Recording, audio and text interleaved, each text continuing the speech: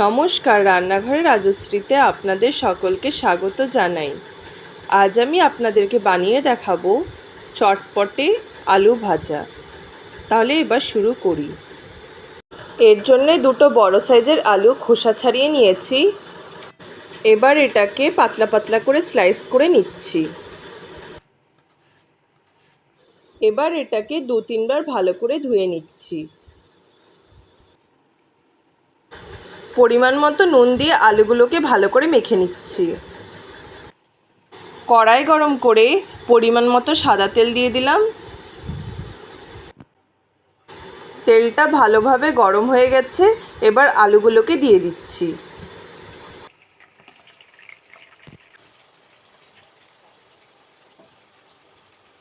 আলুগুলোকে আস্তে আস্তে মিডিয়াম আঁচে ভেজে নিচ্ছি।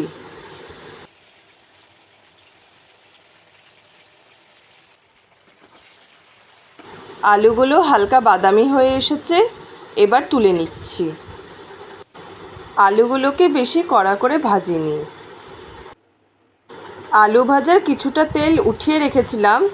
এবার লম্বা লম্বা করে কেটে রাখা দুটো মিডিয়াম সাইজের পেঁয়াজ দিয়ে দিলাম। এর মধ্যে অল্প লঙ্কা কুচি দিয়ে দিলাম। পেঁয়াজটা অনেকটা লাল হয়ে এসেছে, এবার ভেজে রাখা আলুগুলো দিয়ে দিলাম। আলুর সাথে পেঁয়াজ আর লঙ্কাটাকে ভালো করে মিশিয়ে নিচ্ছি। কয়েকটি শুকনো লঙ্কা অল্প গুঁড়ো করে রেখেছিলাম, এবার ওপর দিয়ে ছড়িয়ে দিচ্ছি। কিছুক্ষণ নেড়ে নিচ্ছি। অল্প কুচনো ধনেপাতা ছড়িয়ে দিচ্ছি।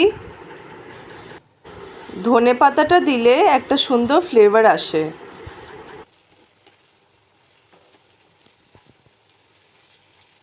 হয়ে গেছে, এবার নামিয়ে নেব।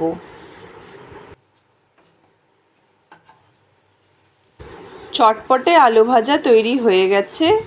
চা, কফি বা ভাতের সাথে খেতে বেশ ভালো লাগবে।